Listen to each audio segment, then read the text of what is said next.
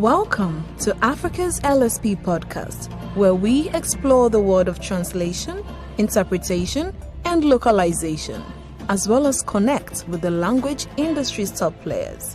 From language service providers to the businesses and individuals who rely on their services, we'll be delving into the challenges, opportunities, and trends shaping the industry. Join us as we discover the power of language and the impact it has on connecting Africa and the world. Brought to you by Multilingual Consult and hosted by Nat Kintela. Africa's LSP podcast is the go-to podcast for all things language in Africa.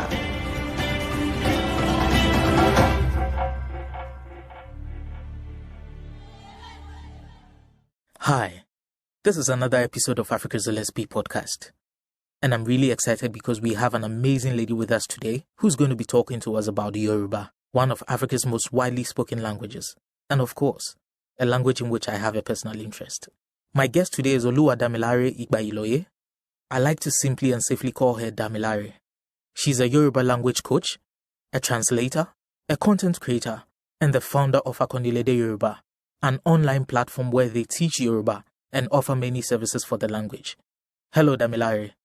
A káàbọ̀ to Africa's LSP podcast. Thank you for having me, Nat. Inú mi dùn láti wà níbí. Ẹ ṣeun ma, mo dúpẹ́. To our listeners who are a little lost, all I said to her was, "Welcome to Africa's LSP podcast." And then Damilare, you responded and said, I'm happy to be here. "Right." And then I followed with a "thank you," right? Yeah, thank you. Great. And I'm quite sure our listeners will be wondering why you keep laughing in the background. Well, if you haven't noticed, my Yoruba accent is terrible. It's fine. Anyways, thank you for accepting our invitation, Damilare. Yeah, thank you. So I find your profile quite interesting. I mean, you have such a wealth of experience. You're a language coach, a translator, a content creator. I want to know how your interest in language started and how you were driven to Yoruba as a language. I mean, can you tell us a bit about your beginnings with Yoruba and what actually inspired you to go on this path? Thank you for that question, Nat. That is my genesis, right? So I am a native speaker of Yoruba language and I love to read. So one of those days when I was preparing for my exams, my grandmother, she just looked at me and said, you read a lot, this girl. Why don't you teach foreigners, the Oyibos, that's what she called them, your language? And then I'm like, teach how? That's not possible. So I just let that pass. And then when it's time for me to move on to the university, I wanted to study law. But then they didn't give me law. They said it's either I take English or Yoruba. Do you know what? I didn't even think about it. I said Yoruba. At the top of my head, I'm like, we have loads of people studying English. I also remember my grandmother's word saying, why don't you teach foreigners Yoruba language? And that was how I accepted to study Yoruba language, as my first degree. And then I moved on to have my master's degree from University of Ibadan here in Nigeria. And after that, I started working in an electrical and mechanical engineering company. I was one of their sales person then. And one of those days, one of them came to me and said, "Hey, Damilare, you don't belong here."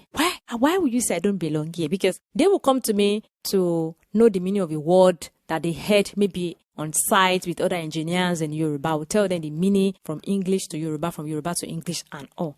So he said, "Damilare, you don't belong here. Just go." That word hurt me. Even though my husband has been encouraging me to start teaching, his cousins Yoruba language.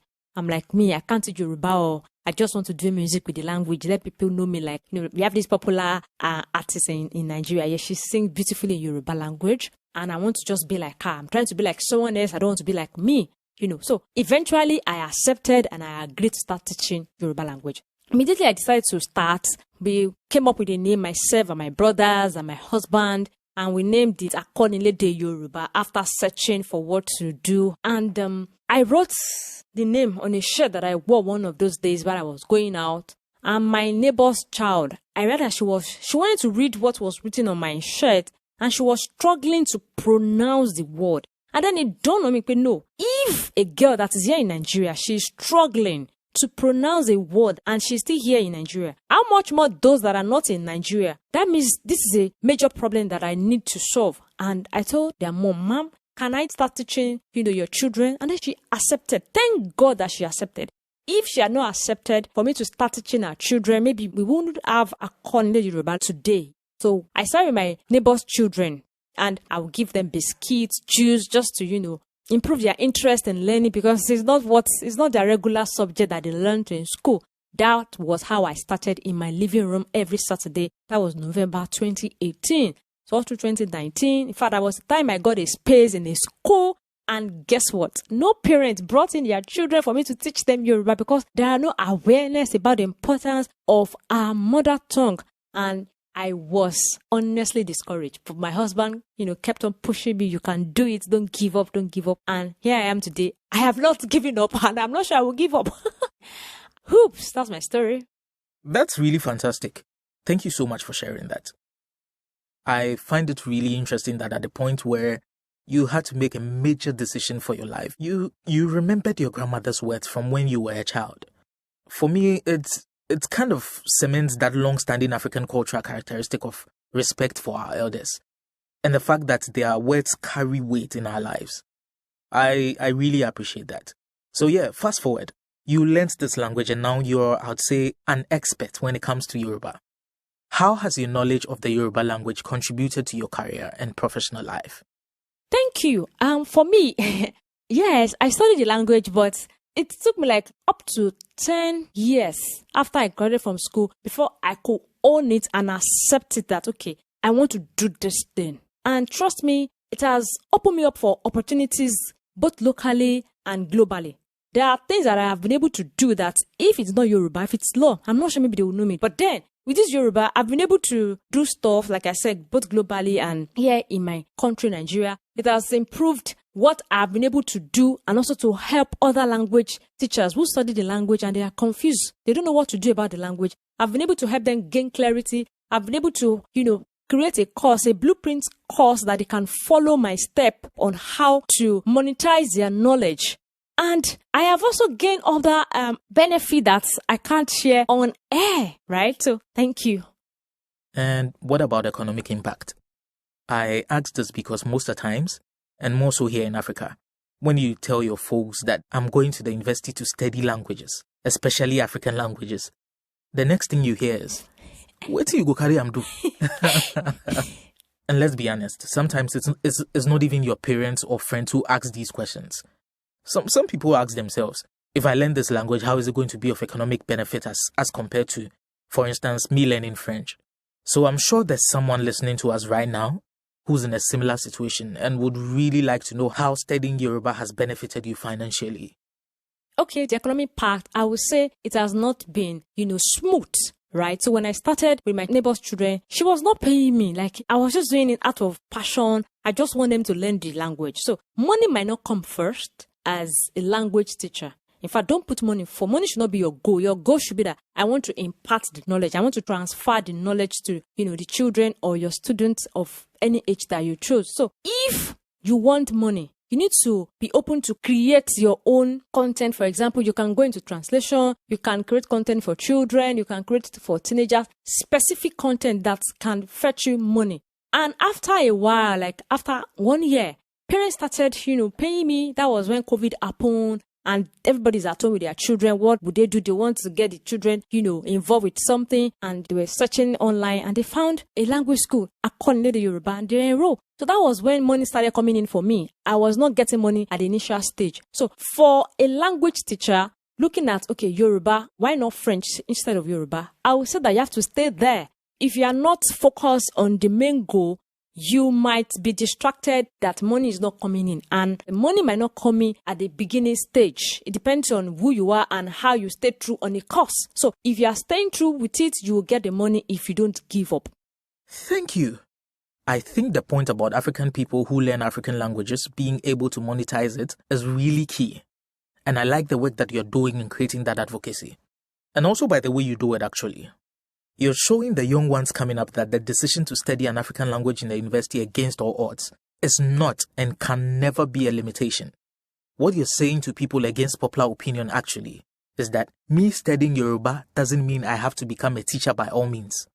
I can be a translator, I can be an interpreter, I can be a content creator. You know what? I can even be all of these if I want to. All I need to do is to know how to. So now that we've cleared that out of the way, let's talk about Yoruba itself. We know Yoruba is really one of the major languages in Nigeria. And per my knowledge, it's actually a group of languages. As in, it has many other varieties or dialects. You would know more about this, so tell us about the language itself. Its varieties and any other thing you want us to know about the language. Thank you, Nat. Yoruba language is a dynamic language. And if you are not a good listener, you'll be confused that, but I thought you said this means that. The language is a tonal language.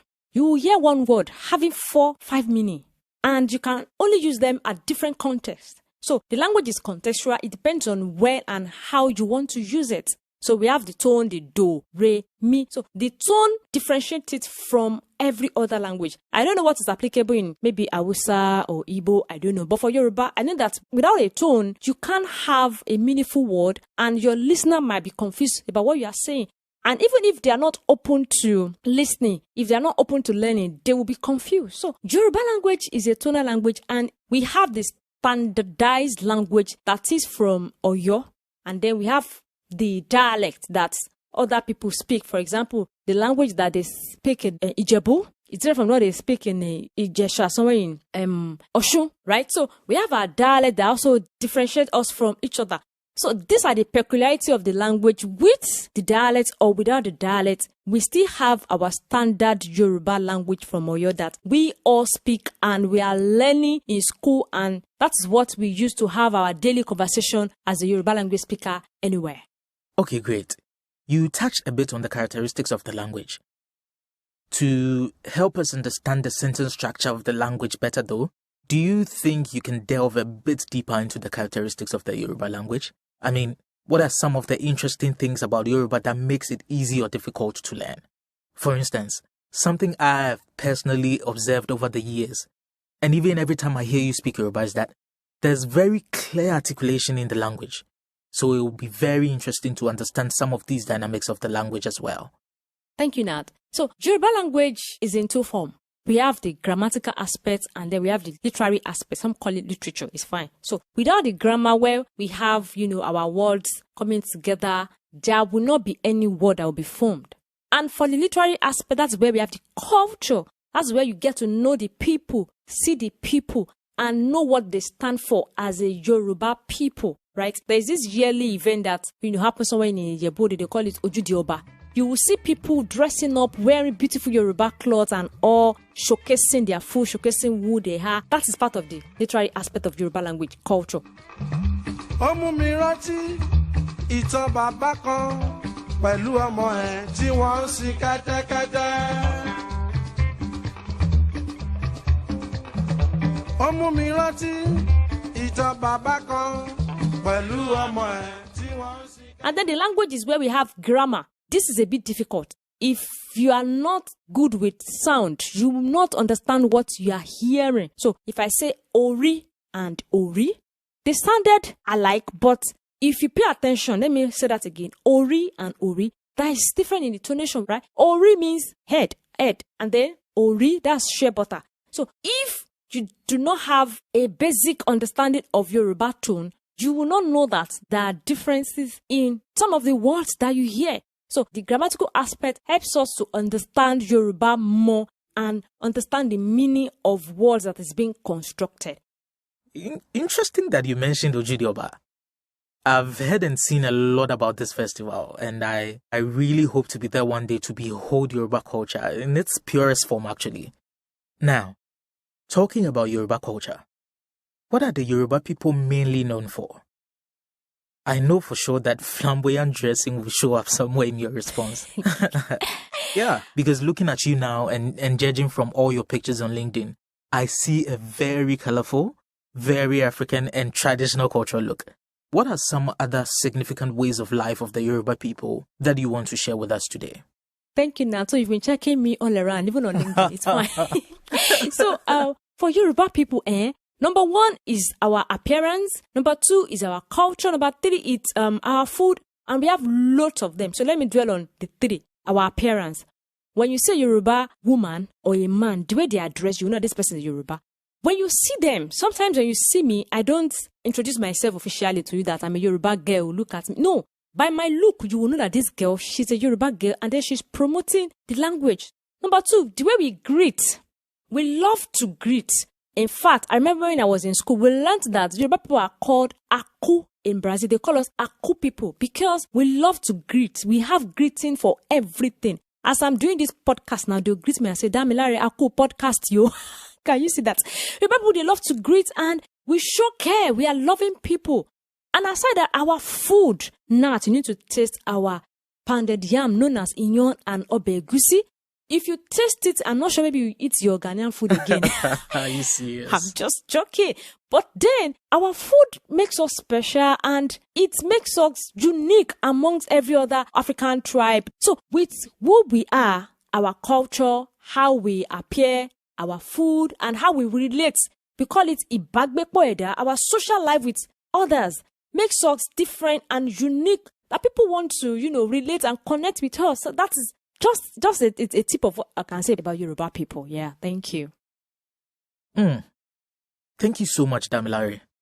That was very interesting. And personally, I really get it when you say that the social life of Yoruba people makes others want to relate and connect with them. Because, okay, let me give you a bit of a background to this. Remember in the beginning of this conversation, I mentioned that I have a personal interest in Yoruba, right? Yeah. It's not because I'm Yoruba or Nigerian. No, I'm not. But growing up, there was this intrinsic sense of admiration or fascination towards Yoruba people and their culture. So much that I started to dress like them. I started learning the language on my own so I could talk like them. It was so serious that in university, most of the Nigerians on campus thought I was one of them. Because by the time I got to uni, even my English had developed a thick Nigerian accent. You don't hear so much of it when I speak these days, but I still have traits of it, especially when I say certain numbers and words. And guess what? While all these things were happening, I wasn't living in Nigeria, nor was I with the Yoruba people, but I was learning and living Yoruba culture. Back then, I didn't understand it. All I knew was that there was just something about these people that made me so much want to be like them. But later in life, I realized that it was through Yoruba music that I got addicted to Yoruba culture. And being musical myself, it made so much sense. Because at a very tender age, I was already exposed to the likes of King Sunny Ade.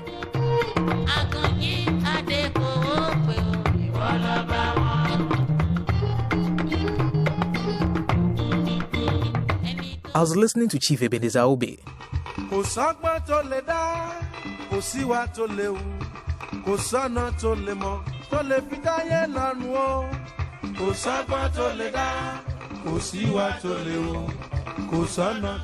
And then later in life, I was listening to a lot of Yoruba gospel music like Lara George's Kolebaje.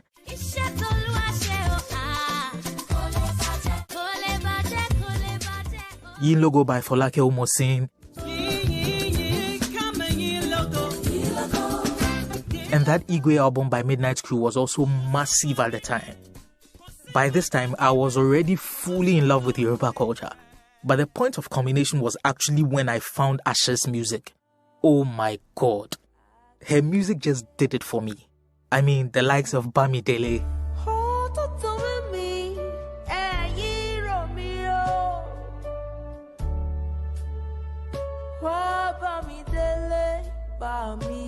Eyadaba,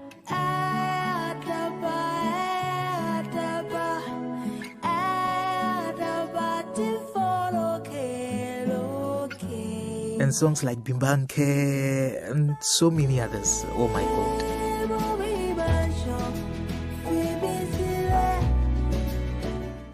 So yeah, I can really relate to what you call Ibagbekpoeda of the Yoruba people. Wow. Yeah. Anyways, now I want to touch a bit on your work as a translator. Tell us a bit of some of the content you've had to work on. By content, I mean thematically. As in, is it pharmaceutical content? Is it interviews? Is it science? We would like to know a bit about that and also how your work as a translator has been in general. Thank you, Nat. So for my translation job, I have done a couple of work, here in Nigeria and outside Nigeria. I've worked on business content. I've worked on academic content, loads of academic content. I've worked on medical content. I've worked on engineering content. That was my first international translation job. It took me for almost a month. I had to, invite other translators to join me, to pull the project up. And I've also worked on some project for United States of America Embassy. I have worked on individual projects. I've worked for some organizations here in Nigeria and at the global level. And the experience has been really, really amazing because you have to research. There are some words that there are no meaning for. You have to create your own. Someone like me, I love to create words. Let me just understand the meaning. I will create my own meaning. That's why I have the knowledge. So the translation journey for me has been a beautiful one. And it has also been what has stretched me to leave my comfort zone to ask questions, create words, research, and, bring out the best for the client. Yeah, thank you. All right, that's great. Thank you so much. Still with regards to translation though, are you part of a translation community in Nigeria? That's if there's any. And what are some of the ways you engage as a community of LSPs in Nigeria? I'm aware we have a community of translators here in Nigeria, but I am not part of the community because translation is not my core. It's just one of what I do, part of what I do. But I hope to join them anytime soon. Yeah. All right, that's okay. So let's now talk about some business aspects of the language. Let's take a scenario where a client has a tech platform like TikTok or Instagram, and they want to localize this platform into one local language in Nigeria. Which language in Nigeria would you recommend and why? You're allowed to be biased with Yoruba, but you would need to justify why someone should localize their content in the language. Beautiful. I love this question because, localizing your content for others, for more people to reach you is a very great idea. It's a good idea, right? But then it depends on the target audience. Do you want a set of people that they are just in a particular location, or you want to reach more people? You want to expand. So the language that I will suggest is Pidgin because Nigerian Pidgin English. Yeah, because I can say almost everybody here in Nigeria understands Pidgin. Even those that speak Hausa, those that speak Igbo, even those that speak Yoruba language, they understand Pidgin. But someone that speaks only Hausa, and then you want to localize your business or your platform in Yoruba, for example, and you want Hausa speaker to connect and understand. No, he or she will not. But for the Pidgin, if you go anywhere in Nigeria, you will hear someone that speaks Pidgin. You understand? So I will say, if you want to localize your platform and you want to reach more people, use a language that cuts across board. You should choose Pidgin instead of Yoruba.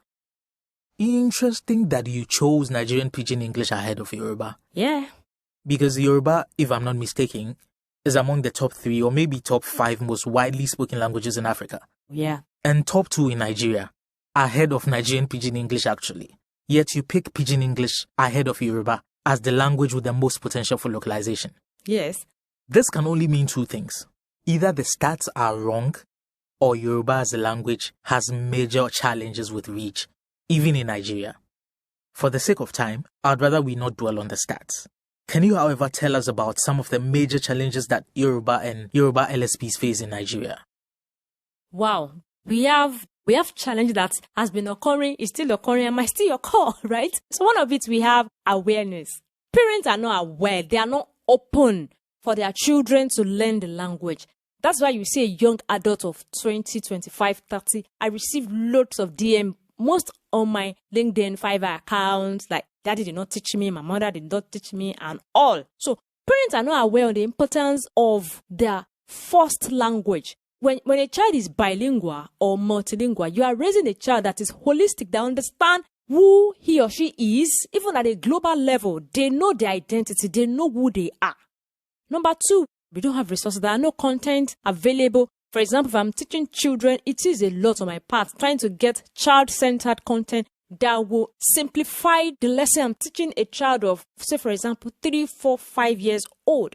I remember when we created one content then, it cost me almost 200,000 naira. I can't remember the figure now, but it's way more than 100,000 for just 1 minute video for me to teach a child this and that in the Yoruba language. So where's the fund? That's the next one. No funds.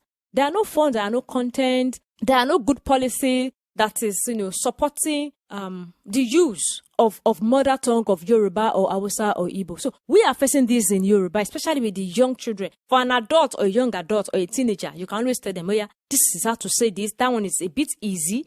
If there are resources or content, it will aid the work that the teacher is doing in class, but they are not available. So we are left to do all this by ourselves. So if someone is not strong-hearted, you are not sure of this, don't even bother, because you are going to face a lot of challenges. And I've mentioned just 3: awareness, resources, funds, government policies. And for this, I know it because I've gone through it.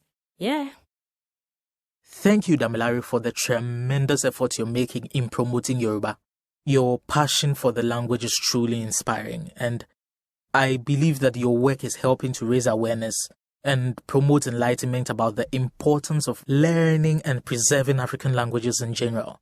It's been an absolute pleasure to have you as a guest on our podcast, and I've thoroughly enjoyed listening to you speak.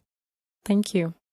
Before we wrap up, I'd love for you to share any final thoughts that you may have, whether it's a message of encouragement for those who want to venture into the language service industry, those striving to learn a new language, or any interesting personal anecdotes. We would love to hear it. Thank you, Nat. This has been an interesting conversation, and I'm glad for being here. Now, my advice goes to parents. If you are a parent and you're listening to me, please, this is the right time for you to allow your child to learn about your mother tongue. Don't leave it to chance that, oh, he or she will pick it naturally. How? It's not possible, my darling. It's not possible. You have to be intentional about it. Open up your child to your language early enough, start right, and do it right. A child that knows who he or she is can stand any challenges of life that comes. Now, for example, I always say this, Edemi, Idanimomi, my language is my identity. It is when I know who I am, that's when I can do much more in life, and I'll be productive. So you have to raise a child that knows who he or she is right from home. And if you need help, if it's for Yoruba language, you can reach out to us at www.akoniledeyoruba.com. You can have a free consultation with me, to ask questions on how to get started and what to do. Beyond sending your child to school, raise a child that is bold, that knows who he or she is. Raise an holistic child. Yeah. Thank you. Thank you so much, Damilare. It was a pleasure to have you. We will include a link to your LinkedIn profile in the podcast description, so that listeners who are interested in connecting with you can do so easily. It's been a pleasure having you as a guest, and we look forward to keeping in touch. Thanks again for your time and contributions. Thank you for having me, Nat. God bless you, and I will say kudos to you and all the team at Multilingual Consult. Thank you.